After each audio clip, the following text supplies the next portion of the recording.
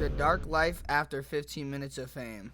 Ooh, I see what Patrick cooking up in the pot. Whether they wanted to be famous or it happened by accident, these viral Dude, I ain't gonna lie. The only reason that hot Tuah Girl fell off because she made a coin. She was so stars went from regular people to having millions of followers overnight. However, the quicker the rise, the sharper the fall. And today we are going to discuss how these people used their 15 minutes of fame and how nearly all of them ended in disaster. Starting with the Backpack Kid, who is a perfect example of making all of the wrong decisions during a brief stint in popularity. Before TikTok became the go-to app to share mediocre dance moves to I never got it. Why do you just watch people dance on TikTok? That is so corny. A global audience, 16-year-old Russell Horning was bored, uploading dance videos to Instagram with zero expectations. Initially, his signature dance style was funny. His core was stiff, his lanky arms just kinda flailed around while he stared emotionless into the camera. Additionally, he often wore goofy outfits and chose to dance to silly songs.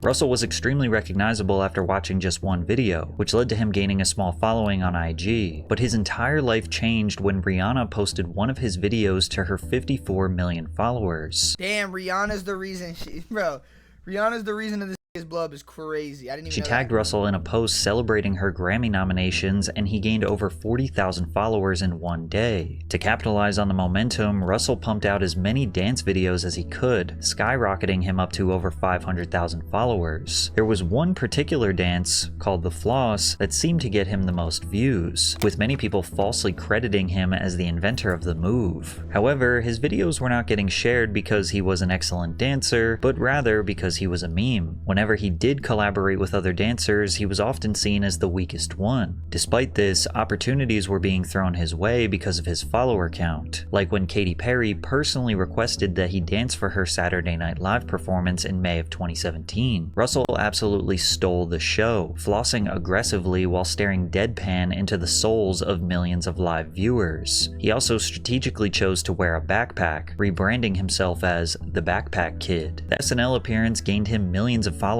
and the floss became a global dance craze. The Backpack Kid was an internet sensation, but he made a few key mistakes that ultimately led to his downfall. Firstly, Russell took every interview and press opportunity he could get. Viral stars will get thousands of dollars thrown at them just to do collaborations with media outlets, podcasters, or live entertainment companies. So what, you were just getting paid to go show up at parties and shit like that? Yeah, clubs and parties and festivals and performances and stuff. So you just pop out on stage, you do the dance, everybody goes crazy. Yeah. That's pretty much how it goes? Yeah. That's tight. How much can you get to go to a club, if you don't mind letting us know? Manager shakes his head no. Manager shakes his head no. Is it an amount that you're pretty impressed by? Like, you know, when I was younger and like people used to like be like, yeah, I can't say like how much our bookings are. I'd be like, damn, I wonder why they do that. And as you get older, you realize you're like, they do that because anytime somebody asks them, and if you say like, oh, in this interview you said it was this much, then you say a different price, that's actually a smart business move. That's why you don't tell people how much you make, because you could say you making this much and they go like, oh, well, I'm gonna offer you this much. You know what I'm saying? It's like, that's the smartest business move ever. Don't ever tell people your money, how much money you make, because you can make so much more off of people. I didn't even realize that. Are you surprised that you're able to get that much money just to go somewhere? Compared to most 17-year-olds, the money that I make from just one appearance, and IRS, it could take a 17-year-old forever to make that much money. It's hard to blame someone for making easy money. Then again, the overexposure bothers people because they perceive Russell as a one-trick pony who doesn't deserve thousands of dollars or recognition from these big platforms. Remember before the internet when you actually had to do something to get famous? But then reasonable criticism turned into straight up hatred. He looks like one of those inflatable aliens you win at amusement park. This kid man-child thing scares me. Since he became famous for literally one thing, he had to branch out and try to find other ways to entertain his audience. So he decided to pursue music, releasing one of the worst songs of all time, Flossin'. I be flossin'. I be flossing. Bro, I forgot he made this.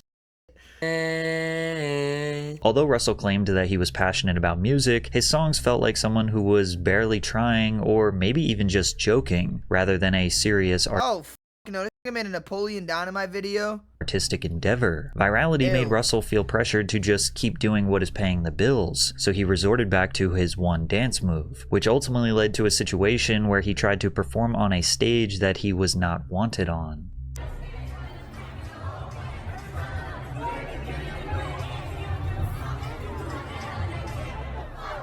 Whether it be main character syndrome or just a simple misunderstanding, his dance move lost all of its appeal, and doing it made him seem like he was desperately hanging on to his viral moment, which was made 10 times worse when he filed a lawsuit against Fortnite for putting the dance in their game. It was really my mom and my management that did the lawsuit. I'm kind of just a kid having fun in life. I'm just letting the adults do all the busy work. I don't really know the law like that, so I can't really say if they're like taking advantage of me or anything like that.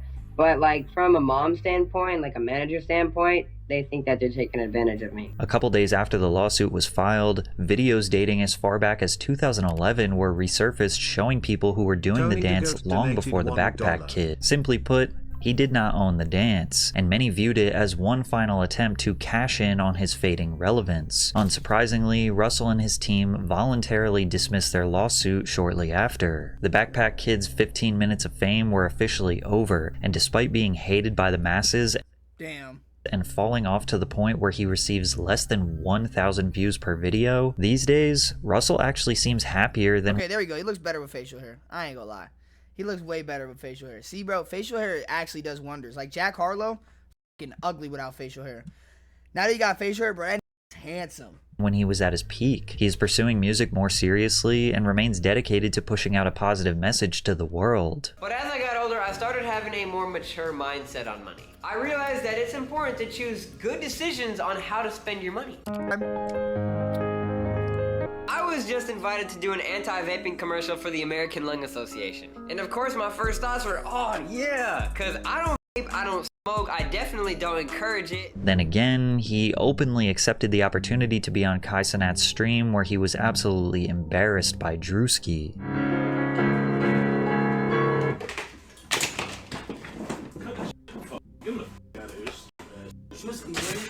Sure, this was just a skit, but Russell was the butt of the joke once again. Becoming a viral star at age 16 is definitely— I didn't even notice it was on Kai's stream. Difficult to manage. Maybe he was just young and misguided. However, the same justification cannot be made for Salt Bae, who is a grown man that should have known better than to be acting like a fool. In 2017, a video of Turkish chef Nusret Göçe went viral of him dramatically slicing steak, then sprinkling salt from his fingertips down his forearm and onto the meat. What made this so ridiculous was his dedication to making salt sprinkling look like some sort of fancy artistic technique. Combine that with his handsome— Yo, doesn't he have a fucking restaurant and charges like an arm and a leg for steak, bro?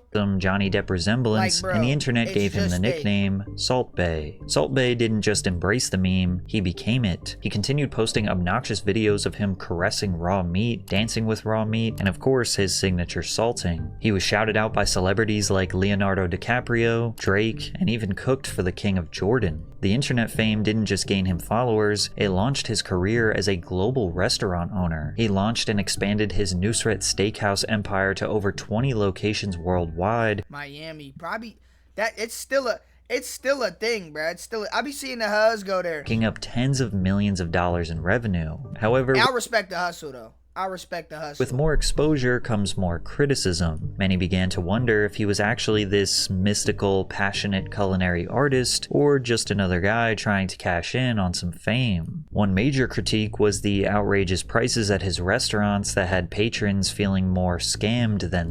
$198,000, chat. Yep, we're going to Wendy's. served. Take the Salt Bae Golden Experience, for example, where Salt Bae will personally serve you your food with a show. A single tomahawk steak costs nearly $1,000, and a burger will set you back almost $200. Now, the prices are so high because the food is covered in edible gold, which sounds fancy until you find out that the gold is worth a measly $10. Then again, rich people blowing insane amounts of money on dumb things isn't exactly shocking. If anything, anything, it fits his brand perfectly. This is the guy who made something as simple as sprinkling salt look like Michelangelo. My point exactly what we were talking about not even 15 minutes ago. About if you could sell this pen on a desk, nigga, you could sell anything. I swear to God, bro. It's like mind-boggling what people could sell these days. Angelo chiseling the final details onto David. However, the real reason people turned on Salt Bae was much more embarrassing than a $200 burger. At the 2022 World Cup, after Argentina defeated France, Salt Bae somehow ended up on the pitch celebrating the victory with the team. How did he even get there? Cameras caught him pulling on Messi's arm, practically forcing him into a handshake. Messi, the greatest football player of all time, clearly was just wanting to move forward, but Salt Bae would not let go. Messi finally gave in and shook his hand just to get it over with, but I remember seeing this. That was so corny. Salt Bae held on tight and pulled him into a photo. You can see it all over Messi's face that he had no idea who this guy was or why he was even there. It was clear Salt Bae was trying to steal this big moment for himself. But it gets worse. He grabbed the World Cup trophy like he won the damn thing and even did his signature salt sprinkling move over it. As if that wasn't cringy enough, he was posing for pictures with players with their medal in his mouth. These players dreamed and worked their whole lives for a whole grown-ass man being a groupie.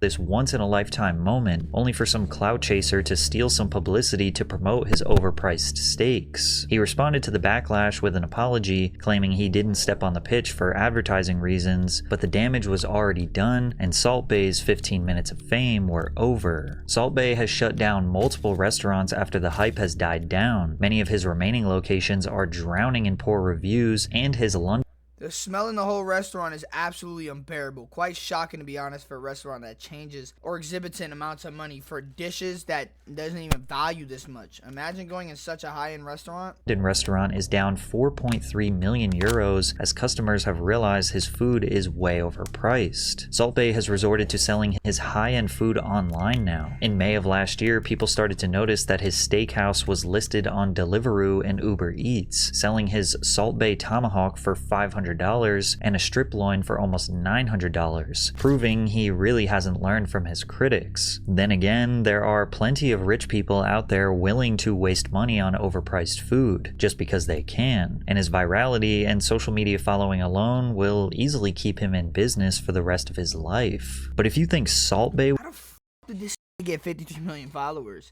I do not remember him being that big, bro. I'm not gonna lie. Was making a fool of himself, it doesn't even remotely compare to the Island Boys, whose fall off is much more disgusting than you could ever imagine. The Island Boys are a duo made up of twin brothers Alex Fly Soldier and Frankie Kodiak Red, two aspiring Florida men covered in face tattoos who blew up overnight in 2021 after they posted a TikTok video of them freestyling in a hot tub. Oh, I'm an island boy. I'm a just island boy. I'm a just island boy. I'm a get Kiwi guy. People couldn't decide if the tune was the worst thing they'd ever heard or low-key kind of a banger. I'm an island boy. What is happening? I don't know and ain't trying to understand it. Plus, hip-hop has a history for blowing up artists who ride the paper-thin line between trash and fire. Rapper After you roasted them, you turned them gay. Kodak Black even offered them a record deal after their viral video, which is insane because this wasn't even a real song yet, just two goofballs mumbling in a hot tub. They turned down the deal, claiming that they wanted to stay independent, but this was a huge mistake. They believed they could make it on their own talent, but if we're being honest, most of their fame came from people clowning them. I played this song at my sister's funeral. She got out of the casket to shut it off. Thank you, Island Boys. This is the 0.01% of germs that bleach can't kill. When they decided to finally cut the record over a beat and released it with a music video, it was somehow worse. This the type of hidden talent that should absolutely remain hidden. Like many other viral stars, they were paid to do appearances at clubs, which became a prime example of when social media meets reality. At Miami's Club Live, the audience began booing the Island Boys on stage.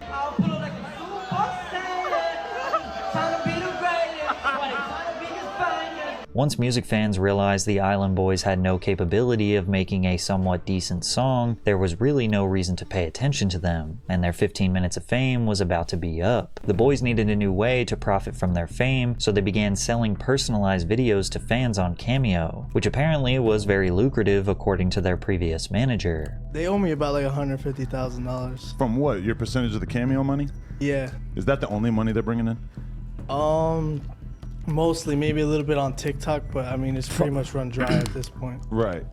How many cameos are they doing? When I was with them, they was coming in hot. They were viral. Like it was going like 2-3 hours a night, straight cameos. But with them spending all of their money on designer clothes, jewelry, cars, and mansions, they needed to keep going viral to maintain this lifestyle, which almost always resulted in them making absolute fools of themselves on the internet. Yeah, she likes the way you look. She thinks you looks good.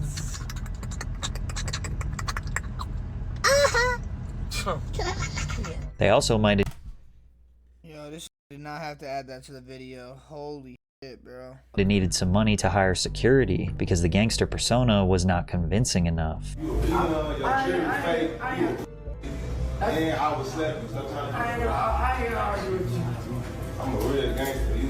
In what could only be called an unhinged move, and in hindsight, the final nail in their career's coffin, the Island Boys launched a family, which And they started making out with each other. That's it, like, bro. is basically just an OF. And it wasn't just embarrassing, it was downright sickening. In 2023, the Island Boys posted a video of them kissing each other Like, that's like flag on the play, bro. in a publicity stunt to market their NSFW content. If my brother was dumb, I get it, not gonna lie. Timed. On God, your time for an hour. Come back when your, like, head is replenished. Like, put your head in some fucking cold ass water like that ash that's going viral right now, please. Instantly going viral for the second time, the video got them a huge amount of backlash, with many calling it outright incest. Yo, out of all tweets, they showed it. Twins insisted it wasn't sexual and was only meant to get a reaction, claiming that they just wanted to see how effed up this world is. And it turns out they were right about this world, because after their kissing stunt, it was reported that the Island Boys made almost $400,000 in 3 months just on their NSFW content. Like, bro, was it worth it though? Like, and temporarily funding their lavish lifestyle. But of course, this resulted in more public humiliation. What's going on with the shit that's with you two kissing each other and shit? Bro, shut your up or I'll break this. Dude, hey, yo, that ass, I would love to see you try that shit. Bro, what are you talking about? I would love to see you try that shit. Who the f are you standing up in front of the Bro, what? Oh my God! The desperate attempts to oh my God, I remember watching that live. Good times. remain in the spotlight, combined with a severe lack of talent and expensive lifestyle, has led to incredibly lows for the Island Boys. Kodiak Red was arrested for drug possession and an illegal firearm during a traffic stop. During the stop, a plastic bag containing white pills was found on the passenger side floorboard in plain view. The pills were identified as oxycodone. A further search of the vehicle uncovered a brown handbag containing a handgun with its serial numbers removed, along with a cut straw with a white powdery substance. These days, they pretty much spend all of their time promoting their NSFW content, and trust me when I say they went much further than just kissing each other. And if we're being honest, this will likely remain a consistent income stream for them, as there are definitely still a ton of people out there that are willing to pay to see this type of degeneracy. But unlike the Island Boys, sometimes we actually find ourselves rooting for a viral star. We hope that they become successful after their 15 minutes are up, like the case of Mason Ramsey, who became a breakout star when Man, this kid, I ain't gonna lie, this kid didn't deserve to fall off. I like, as annoying as this shit was, it was funny at one point, bro. a video went viral of him yodeling in the middle of Walmartsburg, Illinois.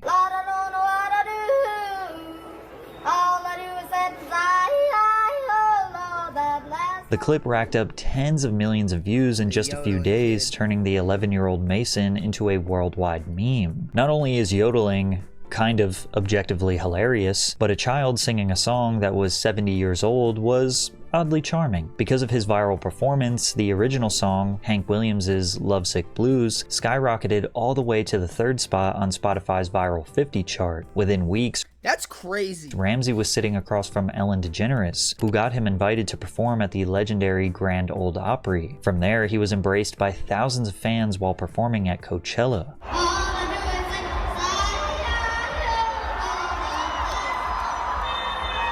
major I ain't gonna lie, as a kid, bro, that's impressive though. Like, even if he did fall off, bro, when he gets older, bro, you could live to tell the tale. Like, you performed at Coachella. record labels noticed his potential, and eventually Mason would secure a deal with Atlantic Records and Big Loud. The minute Mason and his family walked into Big Loud, I knew we had to work with him. He is a star, but most importantly, he is a down-to-earth kid who loves country music. The Ramseys are an amazing family from a small southern Illinois town just like me. That's awesome. We understood them and their goals and simply fell in love with their story and vision. Proving that he wasn't just a meme, his debut single, Famous, secured the #4 spot on the Billboard Hot Country Songs and peaked at number 62 on the Hot 100. But viral memes naturally have an expiration date, and soon Mason Ramsey's 15 minutes of fame were over. When the pandemic hit, it forced Mason to take a step back. However, he used his time away from the spotlight Damn!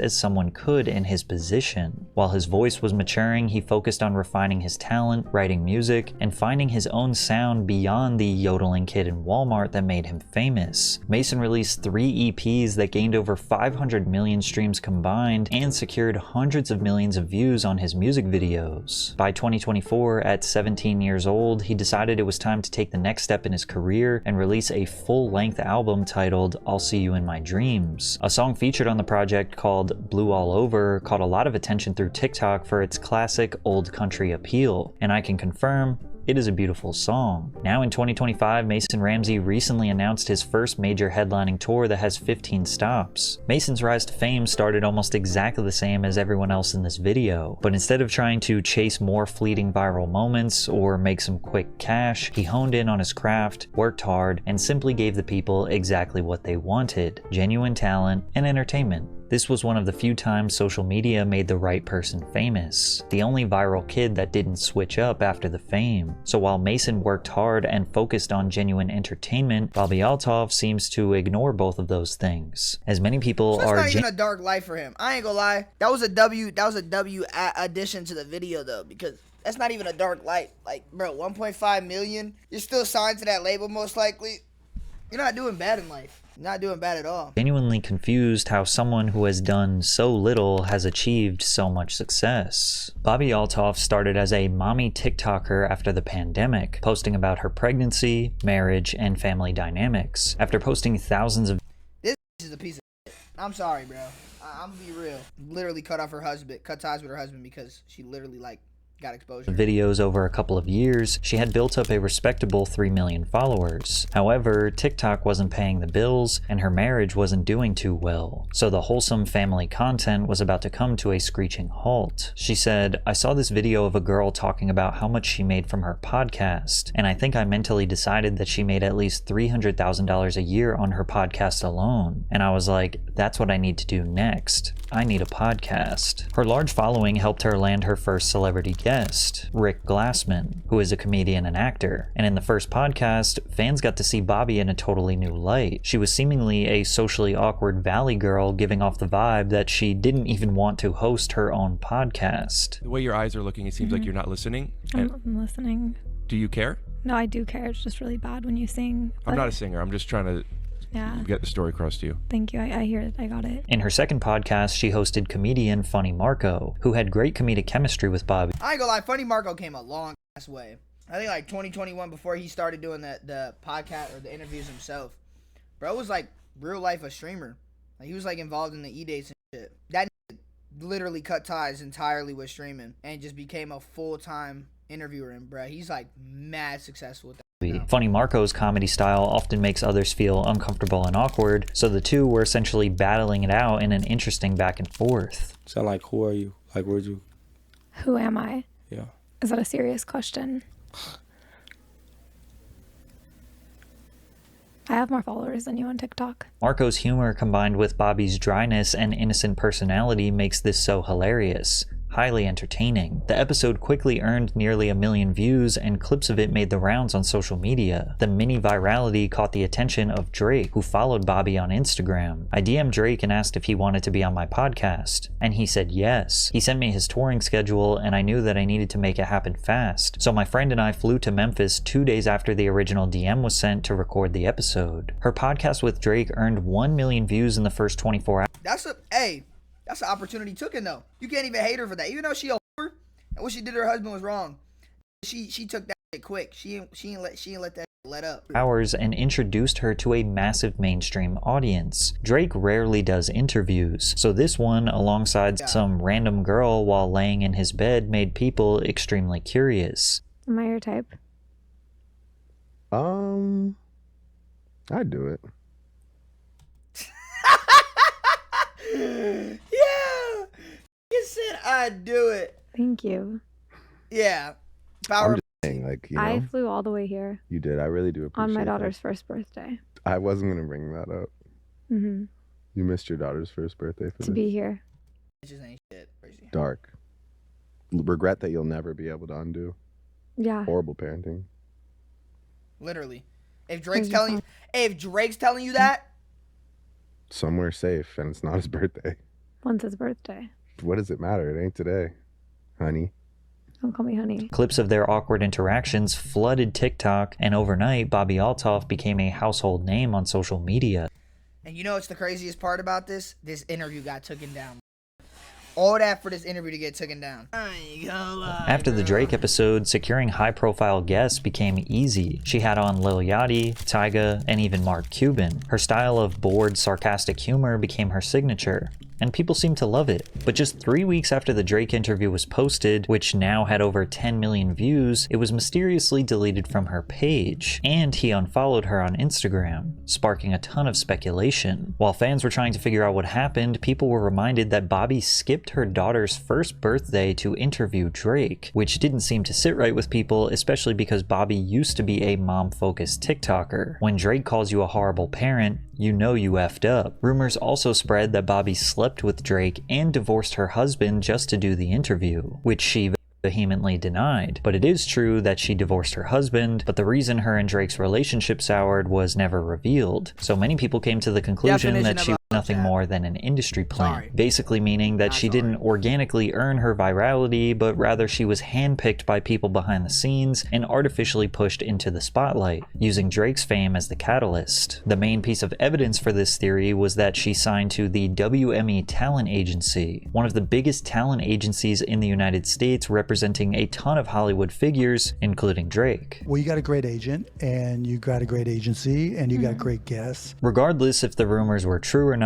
it gave even more of a reason to dislike Bobbi, and her comedic style got old very quickly. Listening to her uninterested voice is like— I'm gonna be real, bro. I respect the hustle, but her shit was always unentertaining. She was another one that was just like, yeah, he was just another one, bro. Just another one of them, like, coming and going, bro. Nails on a chalkboard. And while most of her interviews she is the one driving the conversation, there were frequent moments where celebrities got tired of her shtick mid-conversation and turned the tables on her. Damn, I'm trying to get you to play. You lost in the sauce. You ain't shaking my hand. We finna get you to 25 million. You know what I'm saying? Just a little sprinkle. Have a great day, Offset. Just a little seasoning. All right, you can leave now. This is my hotel. I paid for this month. You can leave now. All of her podcasts feel like small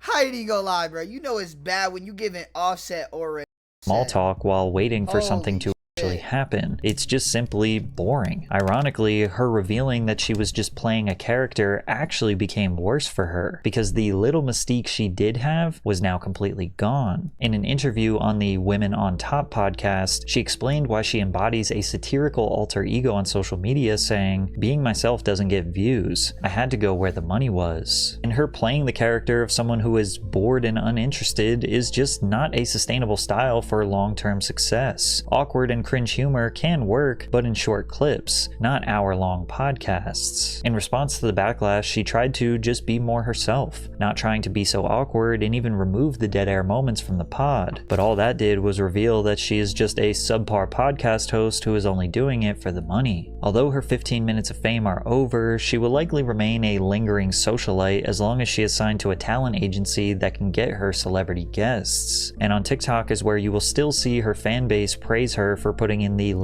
I'm not gonna lie though, on the Drewski, she wasn't like as like obnoxious.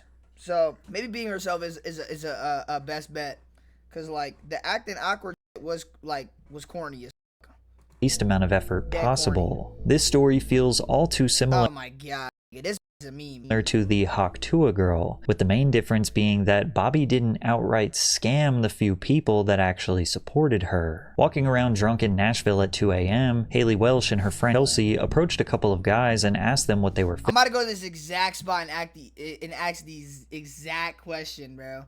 I'm gonna recreate the Tuah filming. YouTubers Tim and Dee told them that they do on-the-street interviews where they typically ask about relationships, male and female gender roles, as well as provocative and sometimes raunchy topics. Chelsea asked Dee to make it a spicy one, implying that he should ask a question that might be a little edgy. Come on, you gotta get a spicy one. You want a spicy one? Yeah.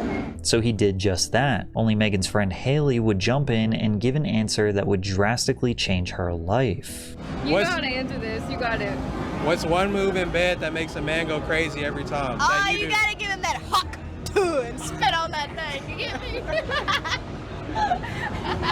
After It's not even funny, it's just funny, like, cause like how much lore it has, bro. Like it's dead corny, but it just has so much lore, bruh. Like, oh my god. having a silly interview, Chelsea and Haley confirmed that they wanted their video to be posted to social media. Tim and D what? Like I was earlier. Yeah. That's it? Yeah. Okay. Tim and D TV. All right. You said we better post that? Yes. Okay. Post it through. All right. She said we better post it. So don't come back trying to tell me, hey, take it down. I'm gonna sue you. This, that, the third. Tim and Dee posted the video to their Instagram account, which had tens of thousands of followers, and the clip immediately went viral, securing 1 million views on the first day and over 5 million views on the second day. The post spread like wildfire, being shared across countless meme pages and pop culture news reporters. The comments read, "She's a national treasure. Keep this woman safe. I'm moving down south. I'm tired of these Northeast women. If she don't, I don't want to talk to her." On the surface, Haley appeared to be the stereotypical Southern belle, sweet and charming complemented by a thick accent. So her describing her raunchy bedroom tactics was a stark contrast. Within days, merch was being sold to capitalize on the viral traffic, but it wasn't until her first interview that we would find out more about the girl behind Tuah. What do you do now? Because now you have management, now you have a team. What are your plans moving forward? Like, do you want to still be the Tuah girl, or do you want to, like... I don't really want that to be like my image. Yeah. Like, Tuah girl. Nigga, that's what you blew up for. What do you mean? I don't see that being like a my thing. You know? Yeah, I don't want to be known as that. You made a drunk joke, and the next day you have whole management behind you. This world is crazy. Haley took the typical path of a viral star. She hired management, and they immediately got her as much press as possible, jumping on various podcasts to talk about her rise to fame. She got paid to show up at events and hung out backstage with celebrities. She was being amplified to unimaginable levels, with Rolling Stone calling her a charming Gen Z Dolly Parton who's rightfully becoming America's sweetheart. Dolly Parton. Bro, Dolly Parton is a whole singer, is she not?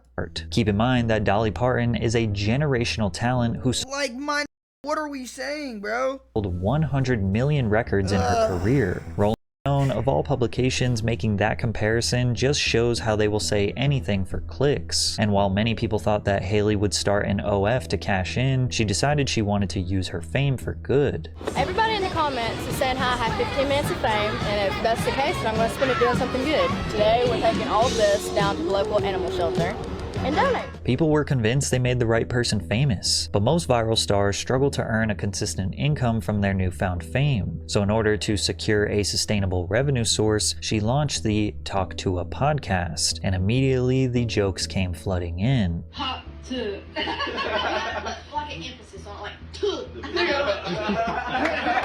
The lore begins. It's not funny, but it's just funny that made memes out of it. Like, are you seriously watching by yourself? Nah, I'm with the boys, yeah! Once the whole "I'm just a normal girl whose life changed overnight" story ran its course, she tried to keep viewers engaged by dropping hints that she had a secret lover that she called Pookie, but it just wasn't interesting enough to get people to watch. Can we go back to what you said? You're dating somebody? Do people know this? Oh, Well, I wouldn't say dating just yet. Is this Pookie? It's Pookie. Shut the heck up. That's my man. No, it is. That is my man. Officially. What if Matt Rife came in and asked you to date him? Would he be your ex-man? Oh, you're putting me on the spot here. I'm sorry. I love you, Matt, but I'm going to kick your ass to the curb. Her comment section was flooded with people sarcastically saying that the podcast was groundbreaking and changed their life. I'm convinced that the only reason why this podcast had decent viewership is because of the massive amount of jokes dedicated to making fun of watching the Talk to a podcast. But perhaps people were being a bit harsh on Haley. Sure, she may have been milking her 15 minutes of fame, but can you blame her? If people wanted to watch hours of her podcast and get to know her, then... It's so crazy. Literally all these people that he's shown, bro, I never sat down and just watched them. I mean, I'm gonna be real. The only time I've really seen some was when y'all sent me to the Island Boys. But other than that, bro, I genuinely never sat down and watched these motherfuckers. Like, who the is watching these motherfuckers? So be it. It's not like she was harming anyone, right?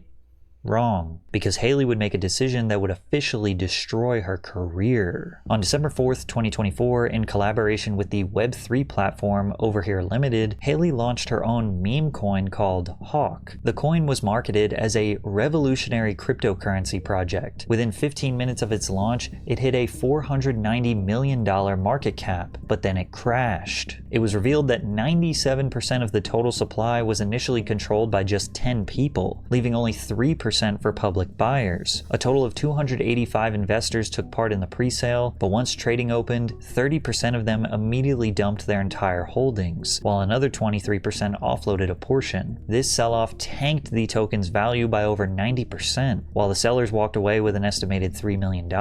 After this, Haley posted a statement on Twitter insisting that the team never sold the tokens. Many accused her of rug pulling, which is basically a coordinated I think anybody can rug pull though. Sell-off from a small group of investors to make profits while the public loses their entire investment. In short, this was not a revolutionary cryptocurrency project. This was a way to make a quick buck off of her uneducated fans. YouTuber CoffeeZilla investigated and exposed the coin as a scam. Who makes the money on the fees? Someone just made over $1 million on fees. Who made it? First of all, the fees were there with Meteora Pools, and that goes to, yes, the creator, right?